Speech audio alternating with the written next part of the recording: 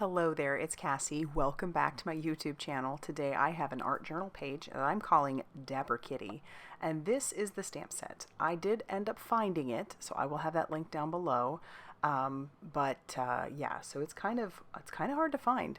I bought this years ago, and I'm pulling out a 6x6 page that I have in a journal that I made. I'll link that down below to the post where I made the journal. But I'm going to start off using that page in there, and that's the Arteza Expert Watercolor paper. I'm going to spritz that with some Distress Oxide spray. This is the color Spiced Marmalade. I know I did that last time, but I do have a plan for this. I have a vision in my head, and my vision was actually to make this a Halloween page, but it doesn't end up turning Halloween in my opinion. So I'm going to pull out some Dylusions spray in the color Tangerine Dream as well, and I'm just going to splatter that all over.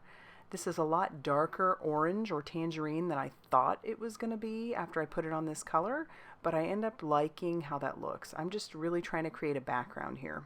I'm going to also pull out some Fossilized Amber Distress Oxide spray and splatter that all over there too. And then I'll pull that out and I'm going to heat set that just till that is dry. Once that is good and dry, I'm going to grab some Black Soot Distress Oxide ink. Along with my mini ink blending tool. I like for my pages to have a bit of a border, so I'm just sponging some of that black soot around the edges, just trying to get a good coverage all over the edges. I end up kind of changing it up a little bit later on, so what you're seeing now isn't what we're going to end up with, but sometimes that's a good idea to just set things off to the side so you can come back to it later. This paper, I've shown this before, it's the Tim Holtz Idea-ology Paper Stash 8x8 Etcetera, and this stuff is awesome. It's front and back, and you know what, this is just a great way if you just want to start with like something that already has a bunch of stuff all over it, and that's kind of what I was going for. I didn't want to have to add too much to it, so I'm cutting it down to 5 inches by 5 inches. That's going to end up sitting on top of my paper, but I want to do a little bit more to it. So I've got my Distress Oxide spray in the color Faded Jeans, and you just want to shake this side to side like a bell. That's what they recommend on the Ranger site. I'm going to spritz that all over. I don't want to completely cover that background because I want some of that to show through, and so I'm going to heat set that till that is good and dry. And then I'm going to go in with some more of that black soot on the edges of this. And I'm really liking how this is looking. I love how that background is like it was a no effort background, honestly. All I had to do was spray a little stuff on it and then do a little inking on the edges, and it looks like I did a lot more. So I'm going to take this My Favorite Things Starry Night vertical die, and I'm going to run this through my die cutting machine twice. I want those stars to kind of go down from one edge to the other. And then I do have a little bit of a mess on my die, so I'll clean that off just with some water and a microfiber cloth, and then I'll poke the rest of those stars through. But my plan was to have that orange peeking through, and I love it. I love how it ends up looking. I'm going to grab the Meow Meow stamp from this set, and this set is called Mr. Meow Meow and Tweets McGee. How cool is that? I stamped that with some VersaFine Onyx Black ink, and let me tell you, I originally bought this stamp to make a birthday card for my son years ago, and he loved that card because it reminded us of Nick. Now, y'all recently, or you know that he recently passed away. I won't get over it. I mean, I will deal with it, but he will always be a special part of our lives. And you know what? I bought this set because this kitty reminds me of how I imagine Nick just was, just kind of dapper, and how if he could have worn some clothes, this is what he probably would have worn. Anyway, so I did stamp that out using some Memento Tuxedo black ink, and I stamped that onto some Neenah cream cardstock because I wanted to do some Copic coloring. I'm going to do some easy Copic coloring. I'm just using the E81 and my typical, how I would color a Siamese cat, E81 to E84 and then E87. So yeah, I originally got this set, like I said, because I wanted to make a birthday card for my son. And I also just loved the name of this set. It's by Weldele. I think I'm pronouncing that correctly. And you can still get this set on the Stampers Anonymous page. So I will have that link down below if that's something that you're interested in. I couldn't find it on Amazon. I couldn't find it in any of the normal stores. But yeah, I just thought this was such a cute little set. And for some reason, like I said, I was thinking Halloween, like it's a dressed up cat. And it still could sort of be that way, but I don't think the page ends up really emulating any sort of Halloween. So it's funny how in your mind you start to go somewhere and you might end up with something so completely different than what you envisioned, and you still end up liking it. At this point, I wasn't loving it. I mean, I love this stamp, but I wasn't loving where my page was actually going. But that is the neat thing about art journaling. You just kind of keep going with it and keep trying things because it's an art journal. It's for you. You don't have to show it to anybody. But if you like what you did, you could easily translate it to, say a card. Now I'm sticking this inside of my Misty because I want to stamp the cat inside on this page purely because I need those whiskers and some of those excess pieces to show through, if that makes any sense. So I'm stamping it with my VersaFine Onyx Black ink. Because I am going to cut the colored one out, and I'm going to cut pretty closely to it. So the image doesn't have to be perfectly stamped in there. And because this was a rubber stamp, you do have to take out your mat that comes inside your Misty. I'm just doing some finishing touches on my cat, and then I am going to fussy cut him out. You notice there are lots of little fur pieces that stick out. That's what I was talking about. So I cut all that off.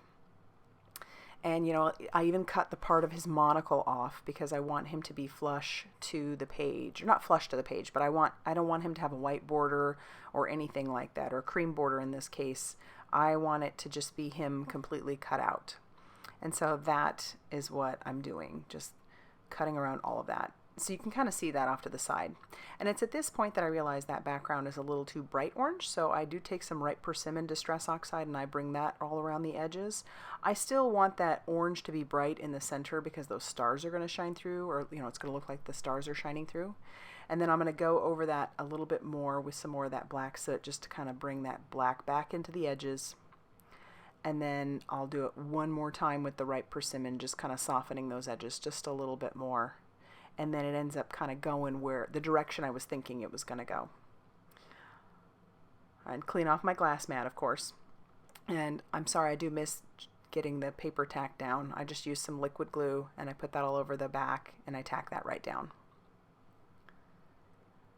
So now you can see how the whiskers will still be there along with his little monocle string and such. And it's not a big deal to me that his tail's going to end up sticking off the edge.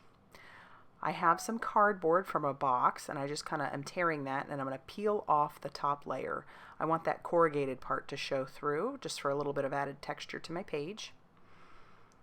And then I'm going to take this is golden fluid acrylic glue, but Ranger Multimedia matte would work fine. But before I get to that, I'm going to take some Picket Fences white distress paint, and I'm going to flick that all over the background. And it starts out stark white, but remember I did this over Distress Oxide spray, so it will pick up some of that color, which is fine. And I also do it with some Picket Fences black soot paint. And this stuff is permanent. So, whatever paintbrush you're using, you definitely don't want it to sit there because it will ruin your brush, and whatever the paint gets on, it's going to stay. So this isn't necessarily like the Distress Oxides or the Distress Inks. It's going to stay, it's permanent. So make sure you wipe it off of whatever you're using it over. And then I'm going to ink up the edges of my cat because I want those to be kind of darkened up a little bit, give it a distressed look. And besides, after cutting, you're going to see that line from the cut.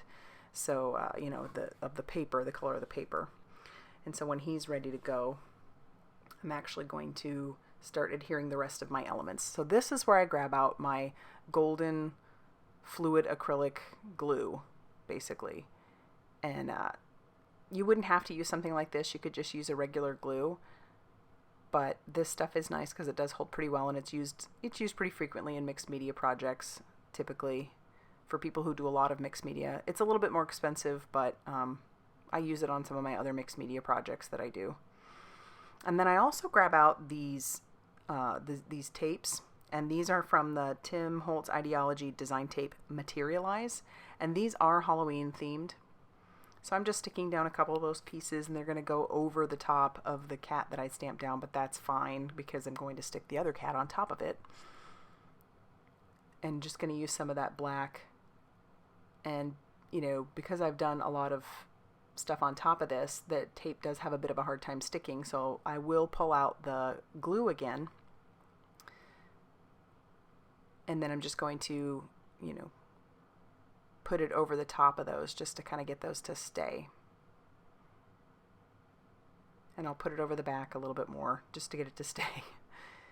I'm impatient. I want my things to stick now. And then I'm going to cover the back of the cat with some foam tape.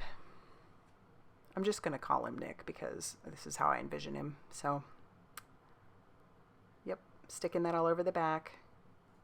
And then I'll peel off that backing paper. I avoided the little paws because that is going to go over the top of the corrugation on the cardboard. And then I'll just stick him down.